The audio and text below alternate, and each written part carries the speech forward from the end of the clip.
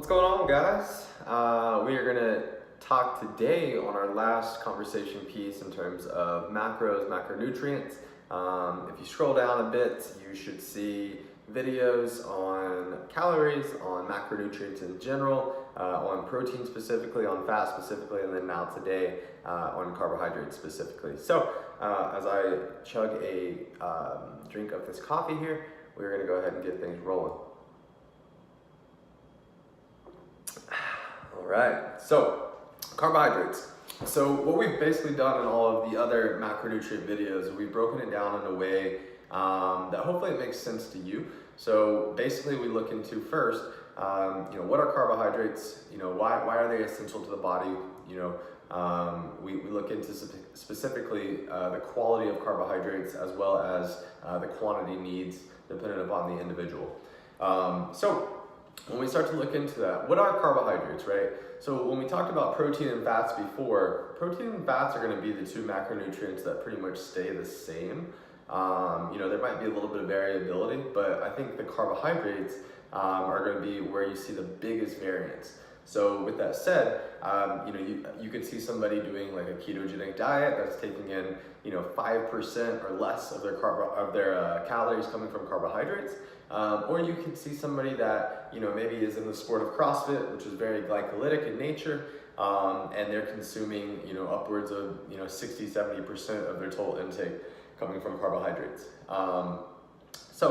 Like most things in nutrition, it really just depends on the individual and what their needs are. What their lifestyle is, how active they are, what type of exercise program they do, what sport they do, whatever it may be. So I think simply put, we can think to ourselves, hey, if you fall on the spectrum of, people or somebody that like literally just sits at a desk all day long, never works out, 2,000, 3,000 steps a day or less, just extremely inactive. And then you have somebody that's maybe, a marathon runner, or a CrossFit Games athlete, or somebody that's working out all the time, okay? And so if we kind of meet right here in the middle and we think about both ends of the spectrum, most of the time, for most people, they're probably going to be taking in, somewhere between that like 30 to 50% of their total calorie intake coming from carbohydrates. I would say from a balanced approach, probably in that 40% range is where most people lie. The recommendations from our government says that we should be consuming about 60% of our total intake coming from carbohydrates. And why that may be true for some people, I would say for the majority of America, knowing that we're in an obesity epidemic, probably should not be consuming 60% of their intake as carbohydrates, mainly because our activity level is lower than it's ever been. And the majority of people don't work out enough. They don't move enough. And so, when we start to look into that, we're like, wow, 60% for the general person, that's interesting. So I think if we can look at carbohydrates and we can tell to ourselves, one, our bodies need carbohydrates. Yes, you can switch onto a ketogenic diet where your body is utilizing fat as its fuel source, but guys, it's a very, very hard thing to follow, and I know the ketogenic diet is really big right now, but it is a very, very hard diet to adhere to long term. So I'll leave things there with that. But for most part, the carbohydrates are going to be our fuel source, right? So when you're going and working out, you need to make sure that you're fueling your body and then recovering from that workout. And so what happens when we consume the carbohydrates in terms of working out, it's twofold. One, we have what's called muscle glycogen, and so our carbohydrate is what converts or gets stored into muscle glycogen, which can then be used as fuel for our workouts.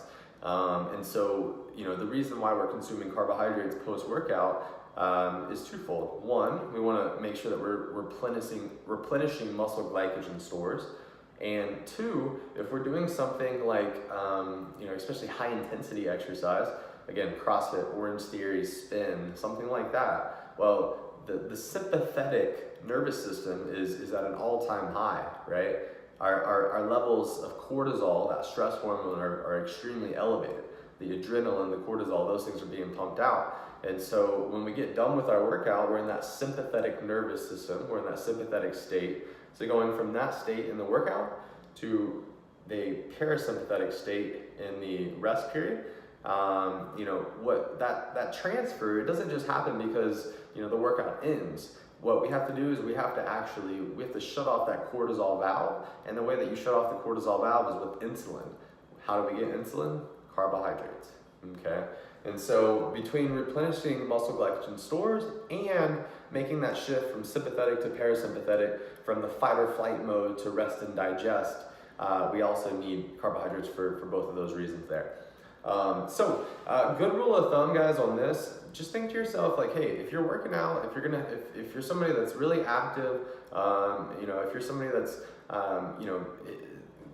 working out 5 days a week plus, make sure that you're not trying to do a super low carb or no carb diet.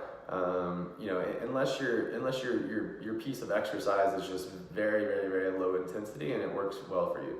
I would say most people that are active individuals are gonna definitely need to be consuming carbohydrates in that window before their workout and after their workout.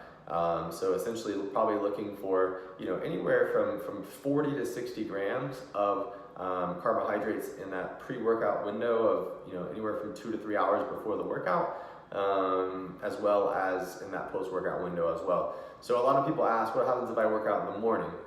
Like 5 a.m., 6 a.m., no problem. Think of the dinner the night before as your pre-workout meal, right? So the dinner will be the pre-workout meal. You'll go into your morning workout fasted, and then you'll have your post-workout meal being breakfast. And so that's kind of how you'll handle that situation. But name of the game, guys, carbohydrates are, think of them as fuel. So proteins and fats are absolutely essential. We have to have those. We need those for everything that we talked about in previous videos. And now with the carbohydrate ad here, we're thinking of carbs as fuel. It's just like our car, we have to put gas in it in order for us to go, unless you're driving an electric car, I guess. So same thing with us. Our bodies, they require fuel, they require good quality food to fuel our bodies. So if you're an active individual, if you're working out a lot, definitely don't be afraid of carbohydrates, guys. It's fuel. Make sure you're fueling your workouts, recovering from your workouts properly. And if you're on the other end of the spectrum and you're not active at all, well, hey, let's start moving in that direction. Even if you're giving yourself a step count of 10,000 steps a day, like that would be phenomenal. Start walking more, start moving more, start just being more active, and that's going to make you make you feel so much better. It's going to make you look better. It's going to make you perform better. So, guys, hope this helps. Carbohydrates. Drop any questions you have below, and y'all have a great day.